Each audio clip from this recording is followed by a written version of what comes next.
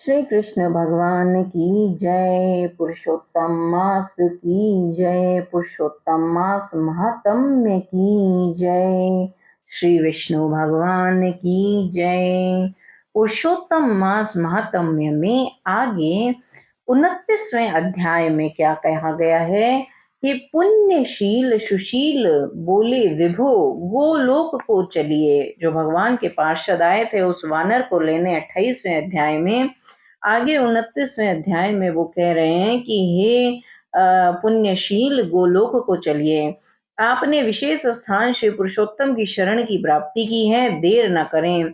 करदय बोला, मुझे अपने अनेक कर्मों को भी अभी भोगना शेष है। किस कर्म से छुटकारा पाकर गोलोक प्राप्त हुआ? हे हरि के प्यारों, यह दिव्य सुंदर शरीर मुझे किस पुण्य के कारण से मिला है, वह मुझसे कहिए।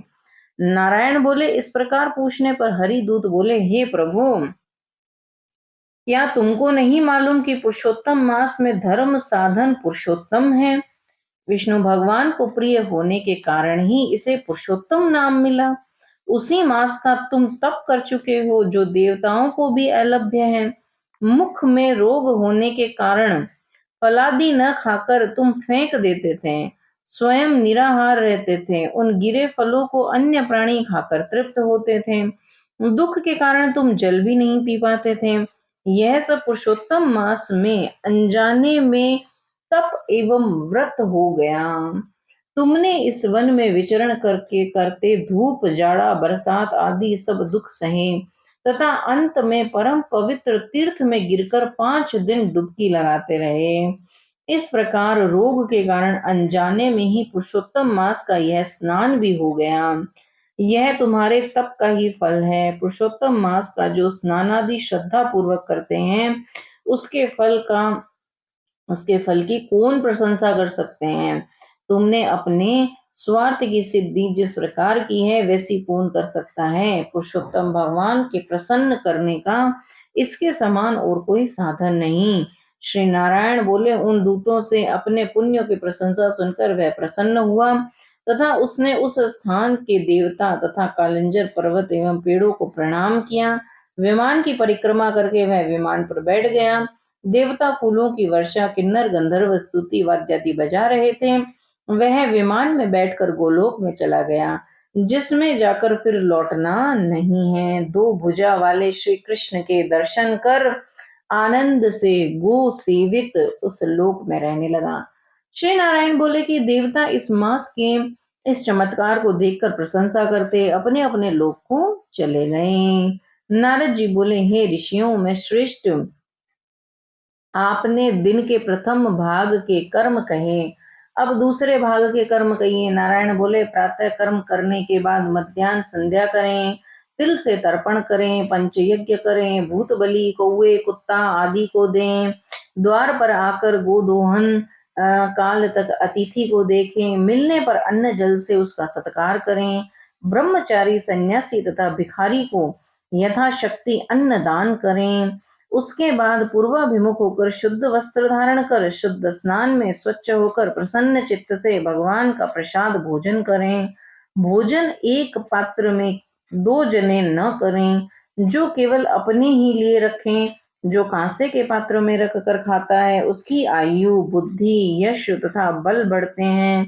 भोजन से पूर्व 5 ग्रास गो कुत्ता कौवा अभयगत पिपलिका आदि को देवें। पहले मीठा, फिर नमकीन एवं खट्टा, बीच में कड़वा, गर्म, अंत में भोजन करें। अथवा पतला पदार्थ पहले, कठिन वस्तु बीच में, अंत में पतला पदार्थ खावें।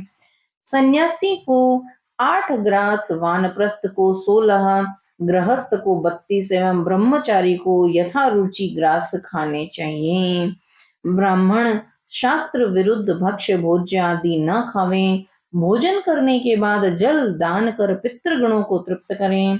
कुल्ला करके हाथ शुद्ध करें। पेट पर हाथ फेर कर आहार के पाचन के लिए अगस्त, कुंभकर्ण, शनि, बड़वागिनी एवं भीमसेन का स्मरण करें। फिर भगवान कृष्ण को प्रसन्नता पूर्वक स्मरण करें। मुख शुद्धि के लिए पान खावें। इस प्रकार इस कार्य के बाद श्रेष्ठ शास्त्रों का अध्ययन करें। आजीविका न होने पर भी 2 घड़ी तो स्वस्थ मन होकर अध्यात्म विद्या का श्रवण करना चाहिए, ध्यान करना चाहिए। उसके बाद भगवान का ध्यान कर अपने कारोबार व्यापार में लगें। जब सूर्य अस्त होने वाले हों, तब घर में आकर या तीर्थ में संध्या वंदन करें। संध्या समय टल जाने पर अर्धरात्रि तक अवश्य संध्या करें। जो नियम से संध्या करता है वह तेजस्वी होता है। संध्या के बाद तारे निकलने तक गायत्री मंत्र का पाठ कर सूर्य तथा दिशाओं के देवताओं को नमस्कार करें। फिर नौकरों या घर के अन्य सदस्यों सहित थोड़ा भोजन कर शयन करें। अपने घर में पूर्व, ससुर के घर दक्षिण दिशा में और परदेश में पश्चिम की ओर सिर करके सोएं। उत्तर की ओर सिर कभी न करें। सुखपूर्वक शयन के लिए अगस्त, माधव, महाबली, मुचकुंद, कपिल मुनि तथा आस्तिक मुनि का नाम स्मरण करें। सिरहाने जल का कलश रखें। ऋतुकाल के समय स्त्री सहवास न करें। रात्रि में 2 पहर सोवें, बाद में उठकर वेदाध्ययन करें। इस प्रकार दैनिक कर्तव्य करने वाला सुख को प्राप्त होता है। श्री नारायण जी बोले, यह गृहस्थ आश्रम के सुंदर कर्तव्य कर्म वेद के समान है। संसार की भलाई के लिए ही मैंने ये वचन तुमसे कहे हैं। श्री कृष्ण भगवान की जय। पुरुषोत्तम मास की जय। पुरुषोत्तम भगवान की जय। राधे कृष्णा, राधे कृष्णा, राधे कृष्णा।